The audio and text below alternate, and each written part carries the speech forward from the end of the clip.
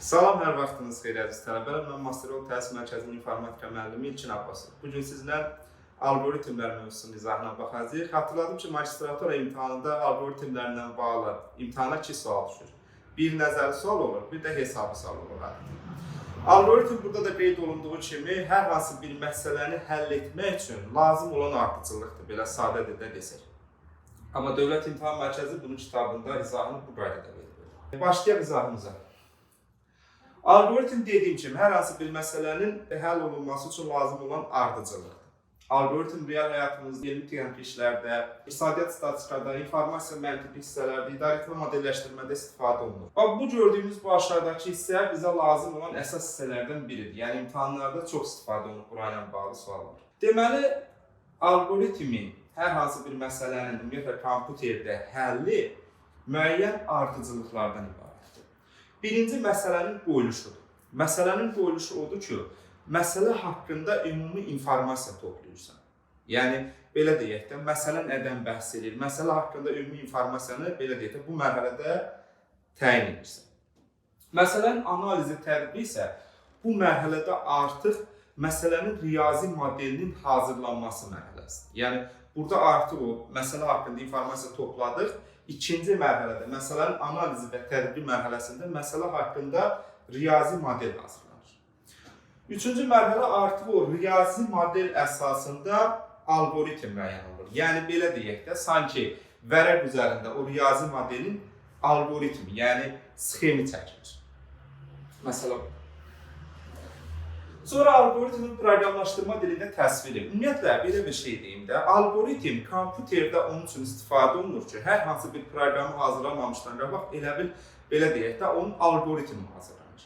Algoritmin proqramlaşdırma dilində təsviri, belə deyək də, algoritmi hər hansı istifadəçinin yaxşı bildiyi proqramlaşdırma dili müəyyən olunur. O proqramlaşdırma dilində həmin algoritm təsvir olunur. Və bu proqram təminatı dərsində deyilir, adətən proqramlaşdırma dilində yazılmış proqram ilkin proqramdır.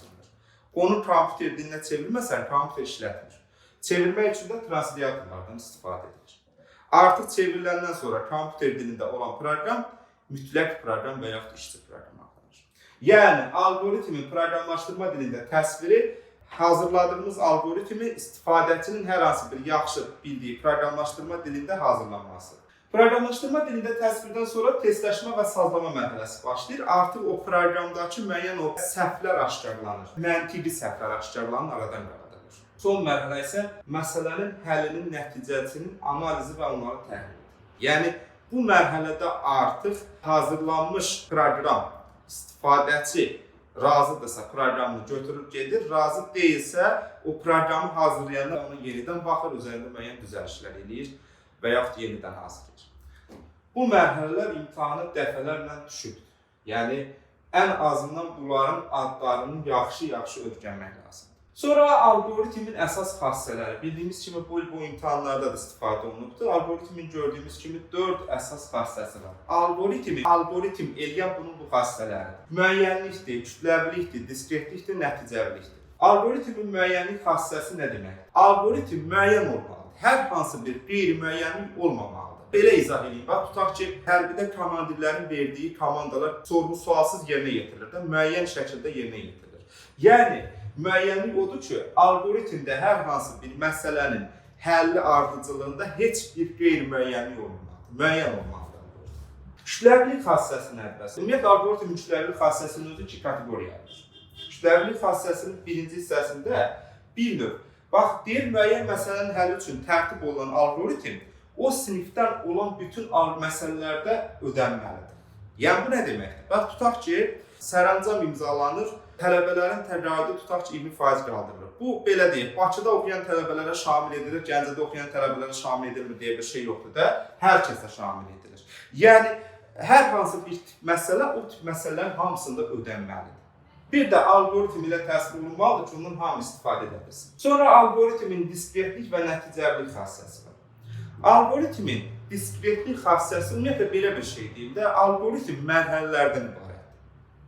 Birinci mərhələ yekunlaşmalıdır ki, ikinci mərhələ başlasın. Yəni, mən yuxudan oyanmamış universitetə gedə bilmərəm. Yəni, diskretlik xassəsi algoritmin mərhələlərinin sonlu olmalıdır.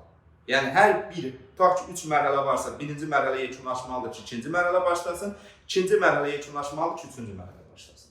Son olaraq algoritmin nəticəvli xassəsi var. Algoritmin nəticəvli xassəsi algoritmin özünün sonlu olmalıdır. Belə izah edeyim. Hər hansı bir algoritm ola bilər 1000 dəfə təkrarlanar, dövr edir. Amma onun mütləq bir sonu olmalıdır. Algoritmin sonu olmasa elə heç algoritm hesab olunur. Yəni algoritmin nəticəvli xassəsi algoritmin özünün sonlu olmalıdır. Bu da oldu algoritmin xassələri. Sonra algoritmin təsvir üsulları var. Bunu yaxşı başa düşmək olur, amma məsələn bəzi tələbələr olur ki, xassə ilə təsvir üsulunu tutaq qarışdırır. Onun üçün çoxlu testlər işləmək lazımdır ki, bunları qarışdırmayasınız. Algoritmin təsvir üsullarından birincisi sözlə təsvir üsuludur. Ümumiyyətlə sözlə təsvir üsulu belə deyək də, kütləvili xassəsi orada ödənmir. Yəni bu nə deməkdir? Bax, tutaq ki, bir ingilis algoritm təsvir edib, biz Azərbaycanlı olaraq onu başa düşmərək də ingilis dilini bilməsin. Yəni, algoritmin sözlə təsvir üsulu elə yazılı formada təsvir üsuludur bildiyimiz, amma kütləvili xassəsi orada özünü ödəmir. Çünki hamı başa düşə bilmir. Sonra algoritmin algoritmik dillə, yəni proqramlaşdırma dilində təsvir üsulu var. Sağda da görürsünüz, bu qaydada bir təsvir üsuludur. Algoritmin proqramlaşdırma dilində, yəni algoritmik dillə təsvir üsulu ən yığcam təsvir üsuludur. Çünki diqqət eləsəz, kodlar qısaldılır burada. Məsələ budur. Prosta bu da biraz mürəkkəblik olur. Yəni ən yığcam təsvir üsulu deyəndə algoritmik dillə təsvir üsuludur. Sonra blok sxemlə təsvir üsulu var. Blok sxemlə təsvir üsulu ən əyani, ən başa düşülən təsvir üsuludur.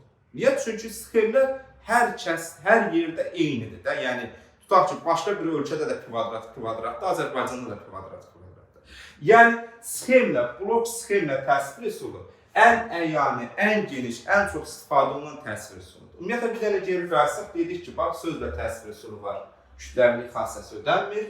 Algoritmik dillə təsvir üsulu var, ən yığcam təsvir üsuludur.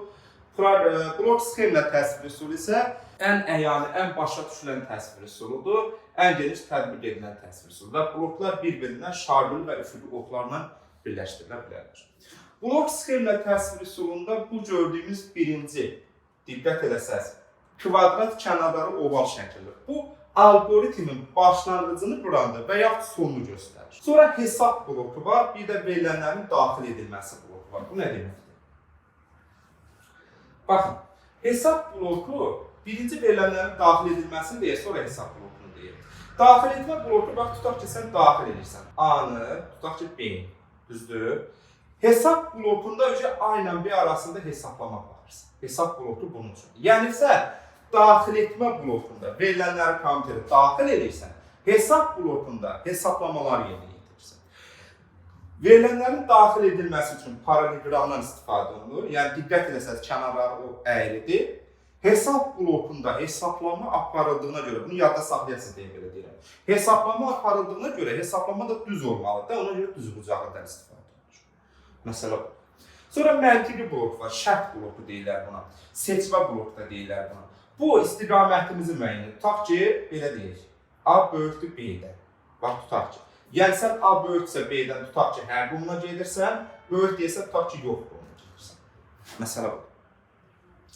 Modifikasiyalı blok var, yəni məntiqi blokda şərtin müəyyən olunması oldu. Daxil etmə blokunda verilənlərin daxil edilməsi oldu, yəni qiymətlərin. Hesab bloku kvadrat düzbucaqlıda isə hesablama aparıldı. Başlanğıcdakı bu algoritmin müəyyən başlanğıcını təyin edir və yaxud sonunu. Modifikasiyalı blok isə altı bucaqlıdır. Bunun haqqında danışacağıq. Modifikasiyalı dövr algoritmində istifadə olunur. Dövrlərin sayı burada əvvəlcədən məlumdur. Danışacağıq gedişatda. Sonra alt algoritm və ya alt proqram adında bu testlərdə qabağınıza hesablamalarda demək olar ki, çıxmayacaq. Sadəcə olaraq siz bunun təsvirini bilməlisiniz. Alt proqram və ya alt algoritm adlandırılan, diqqət eləsin, düzbucaqlı da kənarları bu formada. Çap etmə bloku var. Yenə bu da düzbucaqlıdır. Ayağı biraz belə deyək də, bax bu hissəsi biraz əyildir. Fikir verirsiniz. Bu belə. Bu oldu algoritmin blok sxemlə təsvir üsulunda istifadə olunan nə bloklar? Psevdokodla təsvir üsulu. Psevdokodla təsvir üsulu, bu da təsvir üsullarından biridir. 2025-ci ildə qəbula düşür bunun tərifi. Psevdokodla təsvir üsulu, yəni yalancı kodlarla təsvir üsulu.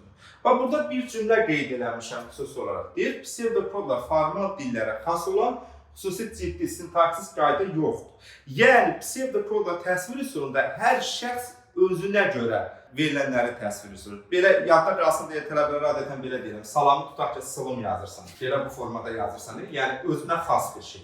Yəni, özünə xas təsvir üsuludur bu təsvir üsulu. O oldu yalancı kodla, yəni psevdokodla təsvir üsulu. Deməli, ümumiyyətlə, geri qarşısaq görərik ki, burada bizim təsvir üsullarımızdan sözlə təsvir üsulu oldu, algoritmik dillə təsvir üsulu oldu. Sonra ən əyani, ən başa düşülən blok sxemlə təsvir üsulu oldu. Daha sonra psevdokodla, yəni yalancı kodlarla təsvir üsulu oldu. Diqqət edin, yəni hər biri bir imtahan sualı ola bilər. Deməli, biz algoritmin xassələrini öyrəndik və təsvir üsullarını öyrəndik. İndi danışacağıq növlərindən. Deməli, algoritmin 3 əsas növü var. Xətti algoritm var, budaqlanan algoritm var, dövrü algoritm. Gəlin görək bu növlər nədir? Xətti algoritm bir növ ardıcıl şəkildə məsələnin yerinə yetirilməsidir. Burada hər hansı bir dövrdən, hər hansı bir şərtdən söhbət gedə bilməz. Yəni, xətti algoritm odur ki, bir növ hər hansı bir məsələnin ardıcıl şəkildə yerinə yetirilməsidir. Tutaq ki, bax, burada bir hesablama aparır. A bərabərdir mənfi 2-dir. Sonra nə edirik? A bərabərdir. A vurulsun 4, üstə gələk 1. Yəni, mənfi 2 vurulsun 4, üstə gələk 1. Düzdür? Neçə eləyər? Mənfi 8 üstə 1 gələndə mənfi 7. Tutaq ki. Sonra B bərabərdir. A plus 4. Sən artıq gəlib burada A-nın mənfi 2 qiymətindən işin yoxdur. Həmişə algoritm elədir ki, sonuncu qiymətdən işləyirsən. Mənfi 7. Gəlirsən B bərabərdir. A plus 4. Yəni, mənfi 7 üstə gələk 4. Bərabərdir neçə eləyir? Mənfi 3. Sonda da C bərabərdir. A neçədir? A-mız mənfi 7-dir. Üstə gəlsin. B-miz neçədir? B-miz də mənfi 3-dür. Yəni, mənfi 7 üstə gəlsin. Mənfi 12 eləyər, mənfi 19. Sən diqqət eləsən, burada hər hansı bir şərt olmadı, hər hansı bir dövr olmadı, sadəcə ardıcıl şəkildə əməliyyatları yerinə getirir. Xətti algoritmdə budur. Məsələ bu. Bundan sonra xətti algoritmdən sonra budaqlanan algoritm var. Budaqlanan algoritm özü iki yerə ayrılır. Sadə budaqlanan, mürəkkəb budaqlanan. Sadə budaqlanan özü iki yerə ayrılır. Tam budaqlanma, natamam formada budaqlanma. Nədir budaqlanma? Budaqlanma elə bil ki, səni hə-yox yoluna apararaq ya həyə, ya yoxa doğru istiqamətləndirir. İndi görsənəcəm testdə. Deməli, baxın, təsəvvür edin ki, bunu həll edəsək, tutaq ki, x bərabərdir 4-dür, y bərabərdir 5-dir. Tutaq ki. Bax, bu budaqlanan algoritmə aid, özü tam formalı budaqlanmadır. Budaqlanan algoritmə aid bir nümunədir. X 4-dür, y 5-dir. Deməli, x-in 4 yerinə qoysa, bax 4 böyükdür mü? Burada şərti yoxdur da, 5-dən. 4 böyükdür 5-dən, deyirsən ki, yox. Onda nə edirsən? Belə deyil, yox qoluna gəlirsən, yəni bax bu qol. Diqqət edirsən, bu qolu işləmirsən. 4 5-dir, 5-dir. 4 böyükdür 5-dən dedin, yox qoluna gəldin, maksimum, yəni 5-i cavaba götürdün. Yəni bu formalı budaqlanmada hə və yaxud yox qoluna, yəni bu və ya digər qoldan birinə gedib hesaplamanı yerinə yetirirsən. Tutardı getdi, cavabımız da olur 5. Tutaq ki, bu tərsini olsaydı, x bərabərdir 5, y bərabərdir 4 olsaydı, onda hə. Deyərdin ki, 5 indi x 5-dir də, 5 böyükdür 4-dən, deyərsən ki, hə, onda hər qoluna gələrdin, yox qoluna hesablanır. Elə bu bir növ 2 ədədin ən böyük tapılması algoritmi. Budaqlanma növləri ayrılır. Tam formalı budaqlanma var. Bu diqqət eləsək, bayaq dedik ki, hesab blokudur bunlar. Əgər şərt blokunun hər iki qolunda hesab bloku varsa, bu tam formalı budaqlanmadır. Əgər şərt blokunun ya hə, tutaq ki, bura hədir, tutaq ki, bura yoxdur. Ya hə, ya yox qolunda hesab bloku varsa, hansı ki, bax, burada yoxdadır, burada tutaq ki, hədədir. Ya hə, ya yox qolunda hesab bloku varsa, buna deyirlər natamam formalı budaqlanma. Deməli, şərt blokunun hər iki qolunda hesab bloku varsa tam budaqlanmadır, şərt blokunun bir qolunda hesab bloku varsa, buna nə deyirlər? Natamam formalı budaqlanmadır. Sonra, dövrü algoritm. Dövrü algoritm nədir? Təkrarlanan algoritm. Bu dövrü algoritm o demək deyil ki, bunun sonu olmayacaq. Sonu olan algoritmdir. Amma müəyyən hesablamalardan sonra sonu olan algoritmdir. Dövr alqoritmi odur ki, dövr edir. Yəni, müəyyən hesablamaları yerinə yetirir. Dövr alqoritmi nədir? Təkrarlanan, yəni müəyyən hesablamaların təkrar yerinə yetirildiyi alqoritm. O da strukturuna görə sadə və mürəkkəb olur. Dövr alqoritmin quruluşu, bax, orada da şəkildə də vermişdik, birinci hissədə. Ümumiyyətlə, bax, fikir versək, burada. Xəttdə alqoritm bu formada. Fikir verirsiniz, ardıcıl quruluşu. Budaqların alqoritm şərt blokuna istiqamətinə uyğun olaraq hə və yox yoluna gedərək hesaplamanın aparılması. Dövr alqoritmdə adətən bu formadır. Yəni, bir əməliyyatı bir neçə dəfə icra edə bilirsiniz. Dövr alqoritm nədir? Təkrarlanan, təkrar yerinə yetirilən alqoritmdir. Buna qayıdacaq, bunun quruluşu bax bu formadadır. Mürəkkəb dövr alqoritm daxili və xarici dövrlərdən ibarətdir. Sadə dövr alqoritm elə bir dövr, belə deyək də, bir hissədən ibarətdir. Bu məsələyə qayıdacaq bir də. Deməli, dövr alqoritmində 3 növü var. Ön şərtli dövr alqoritmi var, son şərtli dövr alqoritmi var, bir də modifikasiyalı dövr alqoritmi var. Hər birini artıq nümunə göstərəcəm, həll göstərəcəm. Ön şərtli dövr alqoritmi odur ki, bax bu şərt bloku hesab blokundan əvvəl gəlir. Bax buna deyirlər ön şərtli dövr alqoritmi. Son şərtli dövr alqoritmi odur ki, hesab bloku şərt blokundan əvvəl gəlir. Deməli, şərt bloku hesab blokundan əvvəl gəlirsə, buna deyirlər ön şərtli dövr alqoritm. Hesab bloku şərt blokundan əvvəl gəlirsə, buna deyirlər son şərtli dövr alqoritm. Bir də var modifikasiyalı dövr alqoritm, onun haqqında danışacağıq. Burada balaca bir qeydlər yazmışam. Ön şərtli dövr alqoritm nədir? Son şərtli dövr alqoritm nədir? İndi daha ətraflı danışacağım. Son şərtli dövr alqoritmdə dövr mütləq bir dəfə icra olunmalıdır. Son şərtli dövr. Niyə? Çünki sən bir dəfə ən azından şərt blokunu görənə qədər dövrün gövdəsinə daxil olursan. Yəni dövrün gövdəsinə daxil olursan, burada hesablamanı aparırsan, sonra əgər şərt ödənmirsə yoxa çıxsan. Diqqət edəsən, bir dəfə dövrün gövdəsini görürsən, bir dəfə hesablama gedir. Amma ön şərtli dövr alqoritm elə deyil. Ön şərtli dövr alqoritmdə ümumiyyətlə hesablama dövrlər olmaya bilər. Yəni, belə bir qayda var ki, son şərtli dövr alqoritmdə dövrlərin sayı ən minimal 1 olur. Çünki yenə deyirəm, bu şərt blokunu görmədən hesab blokunu hesablama aparırsan. Amma ön şərtli dövr alqoritmdə dövrlərin sayı nədir? 0 ola bilər. Niyə? Çünki sən burada gələrsən, birinci hesab blokundan əvvəl şərtə daxil olarsan, deyərsən, tutaq ki, 0 böyükdür 7-dir. Deyərsən, yox, dövrdən çıxarsan. Diqqət edəsən, dövrün gövdəsini görməzsən. Yəni, ön şərtli dövr alqoritmdə dövrlərin sayı 0 ola bilər, son şərtli dövr alqoritmdə dövrlərin sayı ən minimal 1 olur. Bu da modifikasiyalı dövr alqoritmdir. Danışacağım, indi hər üçün ayrı-ayrıca. Burada da onun hamısını qeyd etmişəm. Deməli, burada bir məsələni unutdum, onu demək istəyirəm. Bax, bu tip məsələlər qabağınıza çıxacaq testlərinizin içərisində, onun həllini demək istəyirəm. Bunun qısa və konkret çox rahat həlli var. Bax, burada nə yazılmağından asılı olmayaraq, nə qeyd olunsun. Sən, bax, bu hesablamada nə edərsən? Deməli, yuxarıçından, yəni bu bir qayda 3. 3-dən çıxarsan 2-ni, özündən üstünə 1 gələrsən.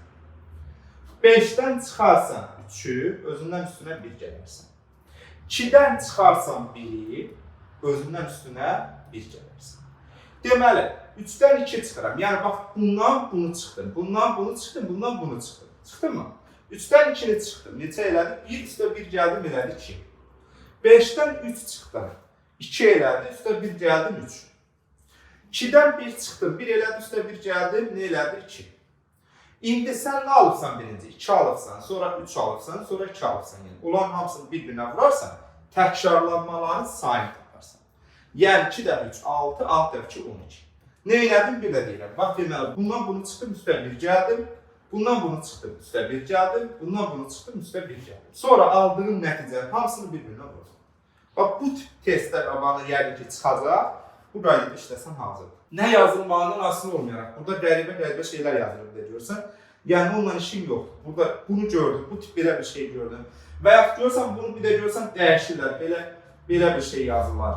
Yəni, nə yazılmağından asılı olmayaraq, belə bir şey təkrarlanma sayı istəsə, bu formada versə, bu qaydada işləsən hazırdır. Keçək alqoritmlərlə bağlı test həlli. Deməli, dövr alqoritmlərlə bağlı daha doğrusu. Bunların hər bu modifikasiyanı ilə burada izah edəcəm, ona görə burada saxladım izahı. Bax, bu gördüyümüz ön şərtli dövr alqoritmdir. Bu gördüyümüz son şəklidir, bu da modifikasiyadır. Deməli, ön şəkli dövrü algoritmdə A bərabərdir 1-dir, B bərabərdir 0-dır, düzdür?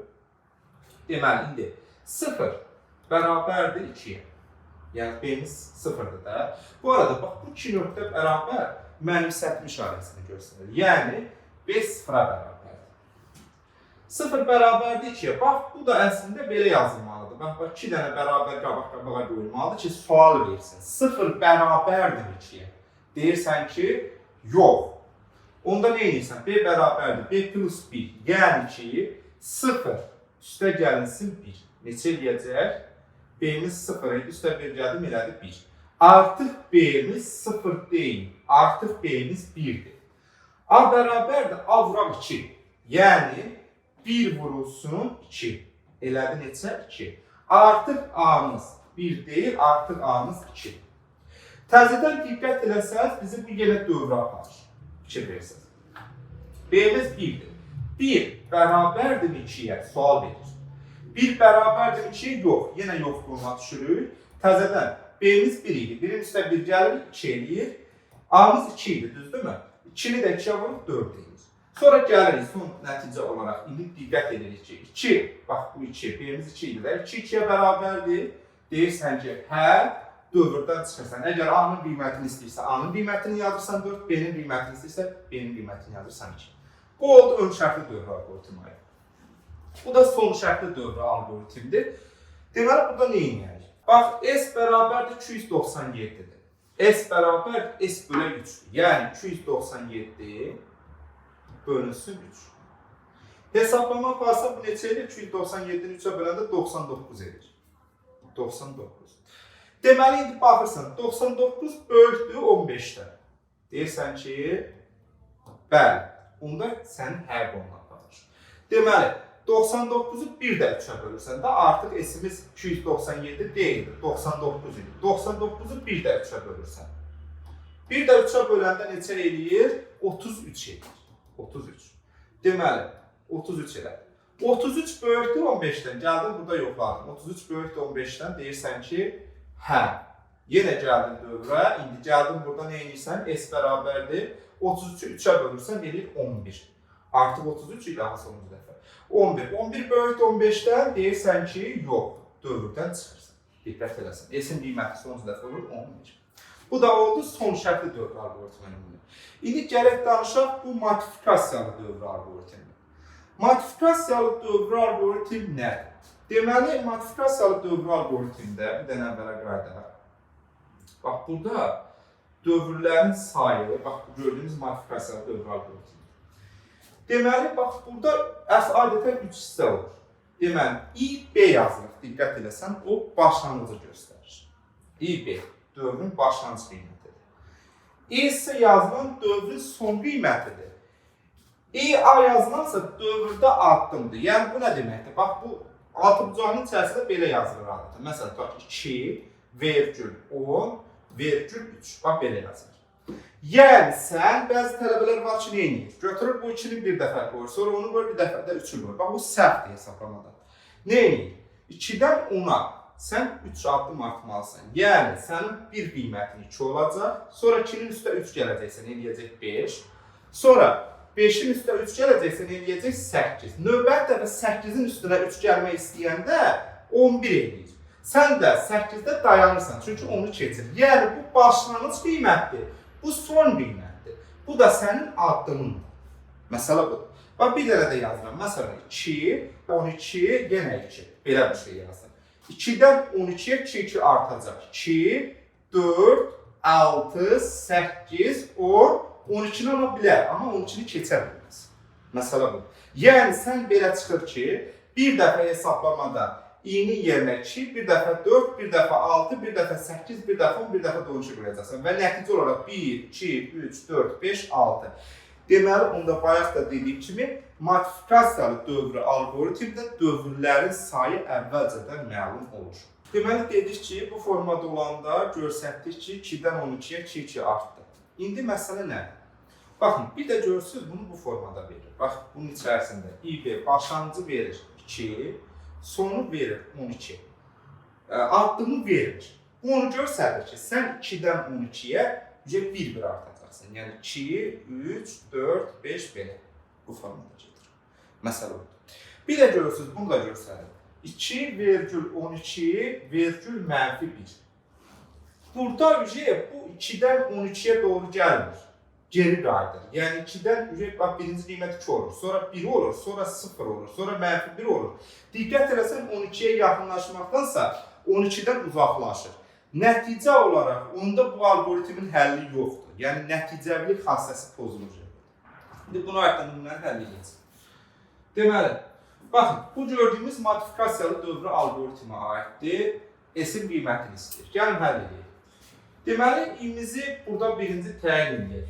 Adımız budur. 2,10,3. Yəni, sən 2-dən 10-a 3 artırsan. 2, 5, 8, növbəti qiymətimiz necə olar? 3 gələndə 11 olar. Ona görə də mən nə edirəm? 8-də dayanıram.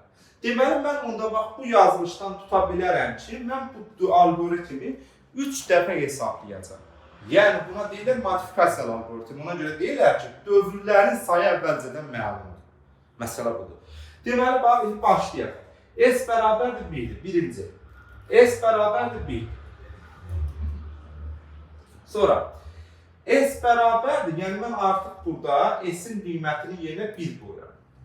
I-nin qiymətinin yerinə isə bəzi tələbələr gəlib buradakı qiymətləri qoyur. Xeyr, sən birinci bax buradakı, bax aldığın muaddımdan aldığın 2-ni qoyacaqsan. S bərabərdir 1 vuraq 2. Başa salmaq üçün verim, eləyəcək 2 formada. Sonra təzdən yenə dövrə qaydacaqsan, ikinci dəfə. S bərabərdir. S-imiz 2-dir. I-miz neçədir? 5-dir. Vurulsun 5. Eləyəcək neçə? 10. Üçüncü dəfə. S bərabərdir. Növbəti qiymət neçədir? 8-dir. S-imizin daxilinci qiyməti 10 idi. Onu vurduq 8-ə elədi 80. Yəni, diqqət edəsən, S-in sonuncu qiyməti oldu 80.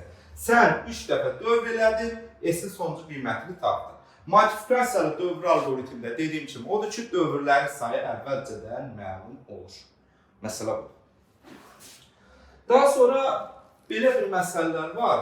Bu il model sualların içərisində də buna aid suallar var. İndi bunun sadə yolları var, onu deyəcəm. Bir də konkret sizə bunu, bu tip məsələlərin həlli qaydasını deyəcəm. İstənilən tipində ödənilir. Deməli, bax, deyir ki, bunu verəcək, əslində bunun algoritmini də sizə qura bilərəm, amma sadəcə olaraq lazım olana deyirəm. Deməli, məntiqi blokdan neçə dəfə istifadə olunur. Məntiqi blokdan neçə dəfə istifadə olunur deyəndə, əgər bax, belə bir şeylər varsa, məntiqi blokdan 2 dəfə istifadə olunur. 3 dənə olanda da bax, bundan 2 dəfə istifadə olunur. Bircə halda məntiqi blokdan adətən, testlərin içərisindəki test nümunələrinə görə deyirəm bunu, bircə dəfə istifadə olunur. Bərabərlik işarəsi varsa, diqqət edəsən, böyük bərabər, kiçik bərabər varsa, onda məntiqi blokdan bir dəfə istifadə olunur. Bu, bunu görəndə cavab vermək üçün nəzərdə tutulmuş qaydasıdır, rahat yerdə qalsın deyə. Amma ki, bunun indi qanuni həllini sizə göstərir. Deməli, bax, bu gördüyümüz sual, bax, o tip sualdır. Bunu neyinləyək? Bunu necə həll edək? Mən götürərəm bir dənə ədəd oxu çəkərəm. Deyək ki, ümumiyyətlə, verilmiş bir funksiyasının qiymətinin hesablanması qaydasına əsasən, algoritmin blok sxem qurulağı zaman ən az neçə dəfə şərt blokundan istifadə olunur. Mən neyim? Bundan əvvəlki, bax, bu nümunələrdə də bu dediyim qayda ödənilir, elə bunun özündə də ödənilir. Mən bu tip məsələ qabağıma çıxan kimi, o bayaq dediyim o sadə testə görəndə cavab verməyim üçündür. Amma bu tip nümunə qabağıma çıxan kimi bir dənə götürərəm ədəd oxu çəkərəm. A-mızın qiyməti 1, A-mız kiçikdir 7-dən, A-mız böyükdür 1-dən olanda bunu işləyirik. Onda mən bir dənə 1 nöqtəsi götürərəm, bir də daxil deyil də, orta məktəbdə keçmişdə böyükdür, bərabərdir, kiçikdir, bərabərdir işarəsi oldu, içərisini doldurur. A-mız 1-dir, buranı götürdük. Daha doğrusu 1 qiymətini götürdük, bir də 7-ni götürdük. İndi A-mız nədir? A-mız kiçikdir 7-dən. Böyükdür 1-dən. Deməli, onda A-mız bax, bu aradadır. Buradan. Bir də A-mız böyük bərabərdir 8-dən. Burada tutaq. 8-dən. Özdə içərisi doğrudur. 8-dən. Böyük bərabərdir 8-dən deyil, bu tərəfə gedir. Sonra bir də A-mız nədir? Kiçik bərabərdir 1-dən. Kiçik bərabərdir 1-dən. Diqqət eləsən. onda A-mız bu tərəfə gedəcək, bunun içərisində dolduracaq. Diqqət eləsən, bax bu 7 ilə 8-in arası boş qaldı. Sonra bunun içərisi daxil olmadı, yəni 7 daxil olmadı. Yəni mənfi sonsuzluq, müsbət sonsuzluq ədəd oxumda alınmadı. Əgər mənfi sonsuzluq, müsbət sonsuzluq ədəd oxumda alınsaydı, sən bax 1, 2, 3, 3 dənə şərt var. 3-dən bir dənə çıxardı, cavabı 2 götürərdi. Şərt blokundan necə istifadə olundu. İndi alınmadığına görə, yəni mənfi sonsuzluq, müsbət sonsuzluq alınmadığına görə, sən elə şərtlərin sayını cavaba götürəcəksən.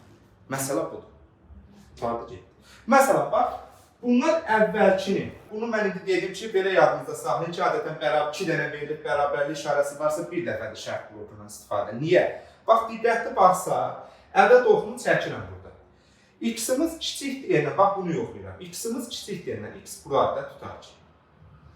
X burada tutar ki. Kiçik deyəndən bu tərəfdir, kiçik. Böyükdürsə bu tərəfdir və X-in özü də daxildir. Diqqət eləsən, X də daxil oldu. Böyük də oldu, kiçik də oldu. Mənfi sonsuzluq, müsbət sonsuzluq olduğuna görə şərt 2 dənədir, bir əksik cavab oldu. Məsələ budur. Eyni qaydada bunları da bu qaydada işləmirlər.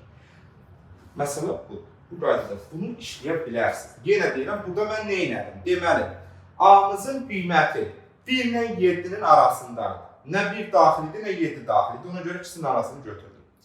Sonra A-mız nə idi? 8-dən böyükdür. Bu tərəfə getdik. A-mız bir də nə idi? Kiçik idi. Bir də. Bu tərəfə getdik və sonunda A-nın özünü də daxil etdik. Amma diqqət edəsən, 7 daxil olmadı, bir daha daxil olmadı. Ona görə mənfi sonsuzluq, müsbət sonsuzluq alınmadığına görə ümumi sayın özü cavab oldu. 1, 2, 3. Amma mənfi sonsuzluq, müsbət sonsuzluq alınsaydı, ümumi say, yəni şərt bloku 1, 2, 3. 3 dənədən bir əksik cavab olardı. Məsələ budur. Bu belə, bu dediyim kimi keçənin modelə düşən sualdır. Bu da gözlərinir ki, bu imtahan özünə düşsün. Deməli, bir də nəyi nə götürərik? Baxın, burada da onu qeyd edəmişəm. Xəttli algoritm. Nə vaxt xəttli algoritm götürərik?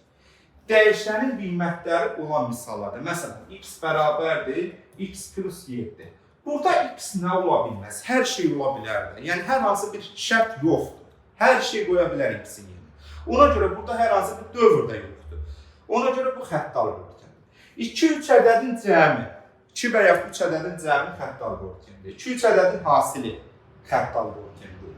Budaqların algoritmi, bax, budaqların algoritmində mən birinci nəyi götürərəm? Bax, budaqların testlərdə gəl qabanıza çıxacaq testlərin içərisində. Kvadrat təlliyin həllidir. Bax, kvadrat təlliyin həllində diskriminantı böyükdür sıfırdan götürürsən, böyük bərabərdir sıfırdan götürürsən də şərt qoyursan. Şərt qoyduğuna görə nə olur bu? Budaqlanan olur, amma dövr olmur da şərt qoyursan sadəcə. Məsələ bu. Budaqlanan algoritmdə də şərt blokuna əsasən şərt blokundan 2 dəfə istifadə olunur. Niyə? Bir dəfə böyük hal olur, böyükdür sıfır olur. Bir dəfə bərabər olur, bir dəfə də kiçik hal olur. Kiçikdir sıfır olur. Ona görə də nədir? Şərt blokundan 2 dəfə istifadə olunur. Ümumi saydan bir dənə əksik. 2 ədədin hesablanması zamanı müqayisəsi. Məsələn, bayaq göstərdiyim əslində belə deyək də 5 böyükdür 3-dən. Dövr yoxdur, şərt yoxdur. 5 böyükdür 3-dən tutaq ki. Sonra şərt yoxlanıla bilən, amma dövr olmayan misallar olacaq, qabanıza çıxacaq. Sonra bax, 1 bölünsün x. Bax, x burada nə ola bilməz? X burada 0-a bərabər ola bilməz. Düzdürmü? Diqqət eləsən nədir? Şərt qoyursan ki, x 0 olmasın. Bu nədir? Bir növ budaqdan olur. Məsələn, belə deyək, 1 bölünsün, x çıxaq 1. X burada 1 ola bilməz ki, birdən 1 çıxanda 0 edir də, kəsrin məxrəci 0-a düşür. Riyaziyyatın da qaydası ki, kəsrin məxrəci 0 olamaz. Məsələ budur. Sonra baxalım, belə bir şey yazaq. Bax, 1 bölünsün x kvadratı plus 1. Burada x-in kvadratının yerinə nə qoysan ki, sən bir növ bu kəsrin məxrəci 0-a çevirər. Heç nə. Elə bir şərt yoxdur. Ona görə bu xəttli algoritm getmiş. Cüt dərəcədən kök altı ifadələr. Məsələ bu. Bax, 3 dərəcədən kökələn. Yəni, burada adətən tək rəqəm yazılarsa, 3 yazılarsa, 5 yazılarsa, bu xəttli algoritmdir. Amma cüt dərəcədən kökaltı ifadələr 2, 4, 2 adətən yazılmır orada. Onda budaqlanma algoritmidir. Sonra dövrü algoritm. Parça varsa, bax belə. 2 tutaq ki, 7 orada qeyd elədik. 2-dən 7-yə tutaq ki, adətən belə yazır. H bərabər 0,1 addımla gedirsən. Parça varsa, bu bir mənalı olaraq testlərdə qabağınıza çıxacaq. Parça varsa dövr alqoritmi. 100 ədədin içərisindən, 1000 ədədin içərisindən ən böyüyünün ən kiçiyinin tapılması. Bir ədədləri yoxlayırsan da, bu da nədir? Dövr alqoritmi. 4 və 4-dən artıq ədədi müqayisə edirsənsə, dövr alqoritmi. Belə bu. Bunlar yəni görəndə bilməzsiniz ki, hansı xəttlidir, hansı müqayisə, hansı dövr. Hamısını qeyd edilmişəm. Belə. Bir də burada da gördüyünüz kimi, bax, bayaqda izah elədiyim, məsələnin kompüterdə həlli mərhələləri hansıdır, algoritmin xassələri hansıdır, təsvir üsulları hansıdır, növləri hansıdır, hamısını cədvəl formasında da qeyd etmişəm. Daha sonra son olaraq belə bir məsələ həllini izah eləmək istəyirəm. Bu sual 2026-cı ilin birinci şansının qəbul sualıdır. İndiyə qədər bu suallar adətən MİQ sahəsində, abituriyent sahəsində istifadə olunur. Artıq Dövlət İmtahan Mərkəzi magistratura imtahanlarında da belə algoritm tipli suallardan istifadə olunur. İnşallah ki, biz də testlərimizdə bundan istifadə edəcəyik. Deməli, deyir ki, algoritm icrası nəticəsində N8 qiymət alıbdır. Yəni, son nəticə elə bir ki, nə olubdur? 8 olubdur. Onda N-in birinci qiyməti nə olur? Mən bunu uzun-uzadı yazmaq istəmirəm. Sadəcə olaraq sadə formasını sizə göstərəcəm. Deməli, N-imiz nədir? Bax, N-in qiyməti icra hesablanıbdır. Son nəticə, bax, burada N olubdur? 8 olubdur. Bax, bura 8 olubdur. İndi, A-mızın başlanğıc qiyməti nədir? 2. Bu algoritm nə vaxt həlli sona çatır? Yoxdur, ona gedir. A-mız böyük bərabər olanda 45-dən. Məsələ budur. Gəlirsən burada 45 kiçikdir 45-dən, deyirsən yox. Tutaq ki, 46 kiçikdir 45-dən, deyirsən yoxdur. Yəni, A-mız böyük bərabər olanda 45-dən nədir? Bu algoritmi həlli sona çatdırır. Dövr sona çatdırır. A-mızın böyük bərabər olması üçün 45-dən A-mız hər dəfə nə qədər artır? 3 dəfə artır. A-mızın birinci, bax, A bərabərdir, A+3. A-mız hər dəfə nədir? 3 qədər artır. Deməli, A-mızın birinci qiyməti 2. 2-nin üstünə 3. 3-ü neçə dəfə gəlmişəm mən? Tutaq ki, x dəfə gəlmişəm. Həmin vaxtı nə olubdur? Bu hesablama böyük bərabər olub 45-dir. İndi 3x böyük bərabərdir. 45-dən 2 çıxsa eləyər 43. X də bərabərdir. 43-ü sən tutaq ki, götürüb 3-ə bölsən, neçə dəfə düşər? 14 dəfə düşər. 14 də 4 də 3, 12 yazaq. Bir yadda 42 eləyər də. Düşər 1.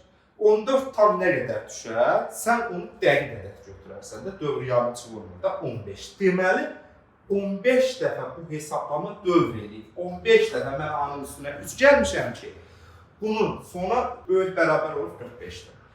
15 dəfə onda mən N-dən həm də 8 çıxmışam. Onda belə edərəm. N-in də başlanğıc qiyməti 8-dir. Bax, yəni son qiyməti 8 olur. 8 bərabərdir. N çıxılsın.